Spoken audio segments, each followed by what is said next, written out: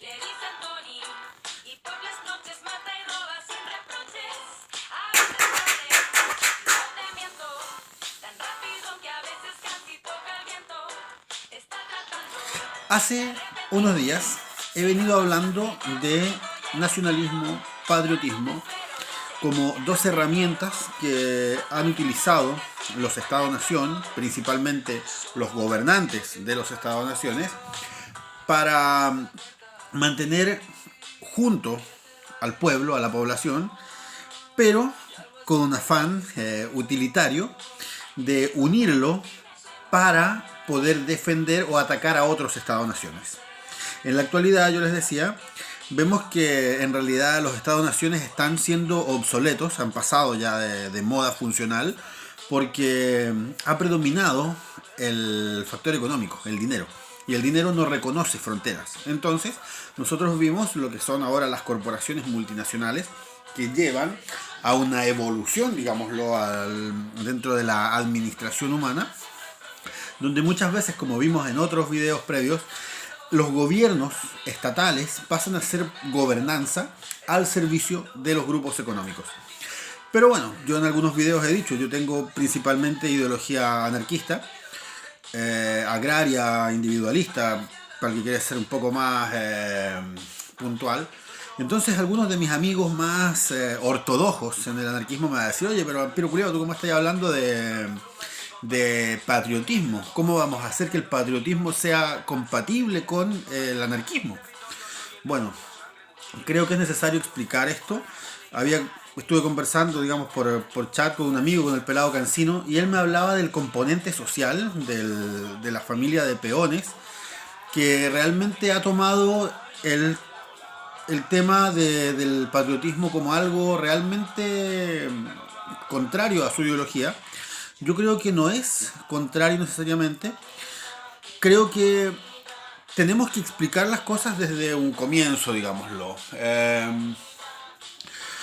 Los estados dominantes, los países que han colonizado a otros, han ocupado el desarraigo, la lejanía del territorio como una herramienta de aculturación y de moldeamiento de las sociedades que han dominado. Los ingleses raptaban, secuestraban negros y se los traían a América o se los llevaban a Europa como esclavos. Les prohibían seguir hablando sus lenguas, les prohibían mantener sus religiones. De este modo los hacían más moldeables, les obligaron a ocupar apellidos ingleses, nombres ingleses, religión inglesa. En Chile pasó lo mismo. A la cultura mapuche, a los mapuches en general, se les cambió de territorio a verdaderas reservaciones, se nos quitó nuestros sitios sagrados, nuestros bosques, se nos obligó a ocupar otros nombres y se nos obligó a perder la lengua, el idioma. Siguen habiendo, obviamente, lugares y comunidades donde se mantiene, por suerte, la resistencia. Pero ¿qué ha pasado? Se ha logrado un mestizaje donde más encima la gente vive lejos de sus territorios originales. Los mismos incas ocupaban lo que se llamaban los mitimaes. Y los mitimaes eran precisamente dominar una tierra, sacar a la gente de ahí y llevarla a una tierra que les resultaba extraña. Entonces estas personas no se podían rebelar, perdían su contacto con la divinidad, perdían su cercanía, sus aliados, perdían el conocimiento del territorio como para poder organizarse y rebelarse. Entonces tenían que, una, someterse y otra, adaptarse, someterse, digámoslo de otra forma, a los amos y someterse al territorio nuevo. Esto nosotros lo vamos a ver que en la actualidad se sigue haciendo, y se sigue haciendo, por ejemplo, con un tema que yo siempre recalco, con la invasión de sitios sagrados de las culturas nativas indígenas. Entonces vemos que se le pone una represa, un lago artificial a una comunidad justo donde tiene sus cementerios, por ejemplo. De esta forma, nosotros vamos a ver que el alejamiento, como dije, del territorio original te quita el sentimiento patrio y se ha transformado ese sentimiento de arraigo de la patria original, del territorio donde venía tu familia, de tus costumbres, de tu religión, se ha cambiado por la simple bandera, el himno y el dibujito del mapa. Esto nosotros vamos a ver que ha provocado un daño, y lo dice Baradit en un videíto que tiene. que nosotros hemos perdido esta identidad. Entonces, como no tenemos la identidad propia, somos más moldeables. No podemos alegar ni siquiera de nuestros orígenes ancestrales. Entonces no sabemos si tenemos antepasados campesinos, si tenemos antepasados indígenas, si tenemos antepasados mineros, pescadores, de la Pampa del Salitre. No sabemos. Porque somos una mezcla tan grande de trabajadores, de clase trabajadora que ha estado trasladándose de un lugar a otro, que ha perdido todo tipo de raíz. Es chacal.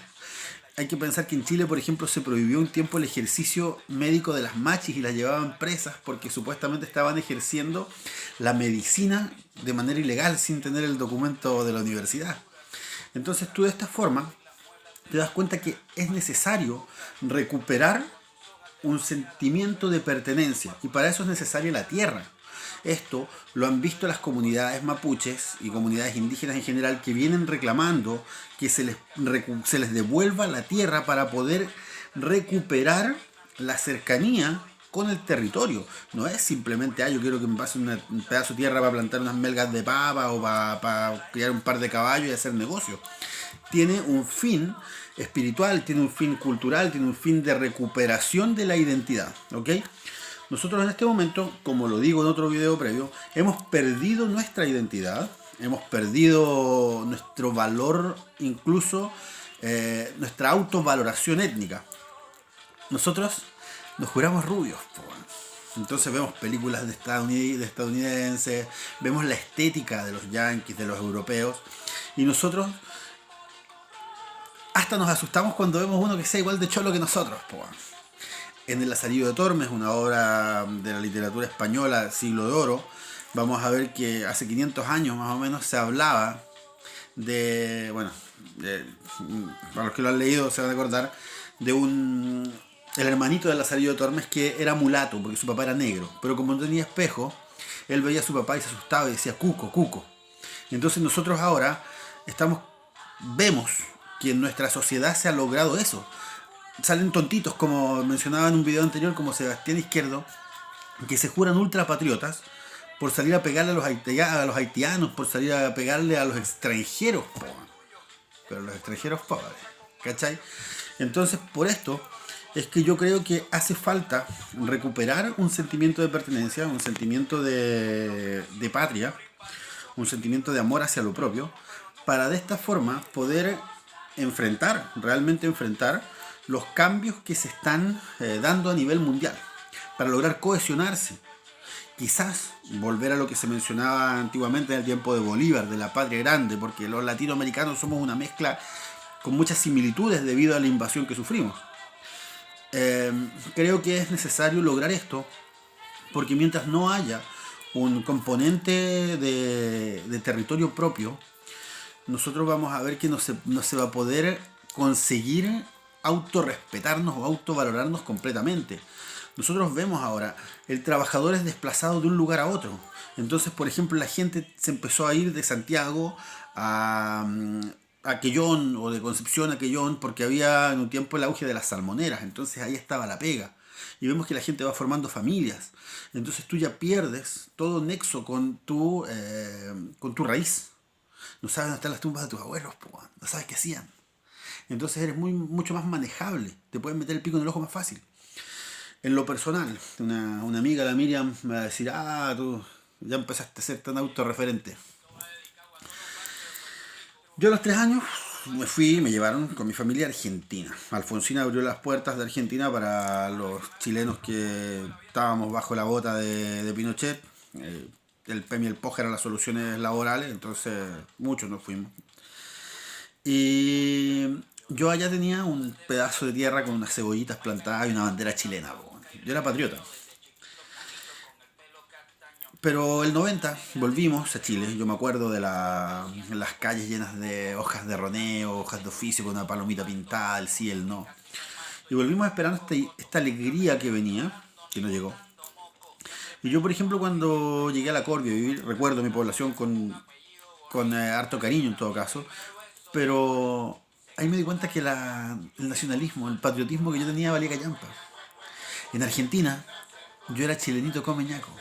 Y cuando volví a Chile, era el che boludo. Entonces, ¿dónde encajo? ¿Dónde encajo? ¿Cachai? Yo soy mezcla. Mi padre, por parte de mi abuela, tenía sangre huiche. Y mi madre viene de Chiloé.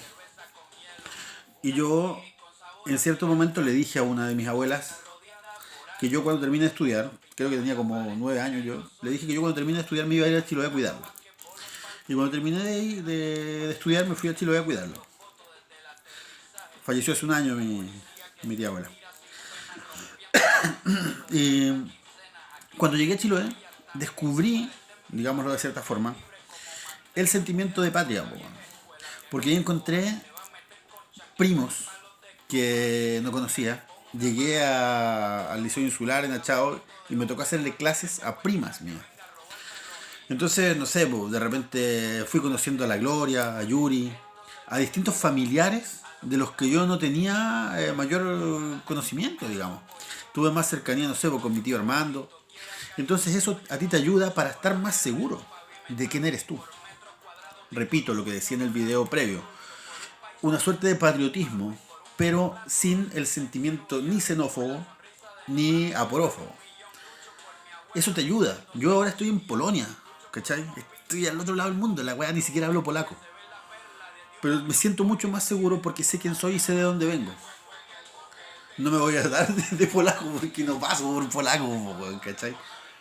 Pero creo necesario que haya un sentimiento de pertenencia fuerte para construir este mundo mejor.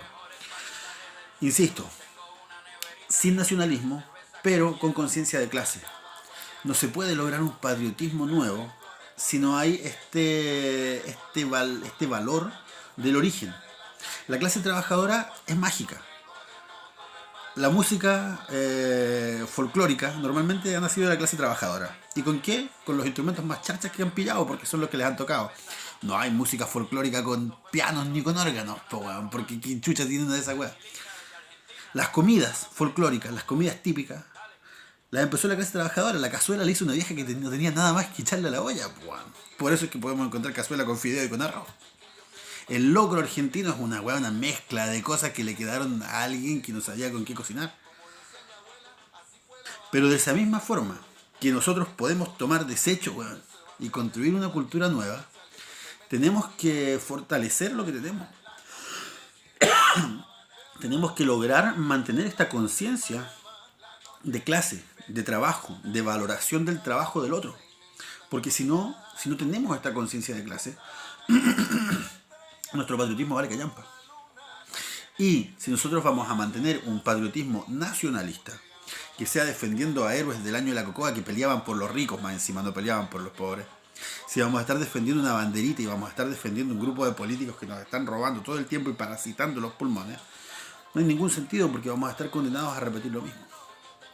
Por eso yo siempre les digo, cabros, es necesario que estudiemos, que recordemos que yo al menos o ningún weón que venga a hablarles tiene la verdad absoluta. Que revisen opiniones de alguien que piense totalmente distinto a mí. Para que ustedes logren su propia idea. Que recuperemos la conciencia de clase con fundamentos históricos, con conocimiento de causa. Que recuperemos, como yo les dije, el amor a lo nuestro, a lo propio, pero sin odiar a los otros que son distintos porque nos enriquecen. Y en un mundo globalizado no se puede estar odiando al resto porque somos todos distintos. Pensar de una forma más altermundialista, como yo les decía. Pensar la globalización desde la diversidad, desde el respeto. Y nunca, pero nunca olvidar que no tenemos por qué temerle a las ruinas de un mundo. Porque siempre existe la posibilidad de que haya un mundo nuevo. Y ese mundo está creciendo en este instante y lo llevamos en nuestros corazones. No lo olviden.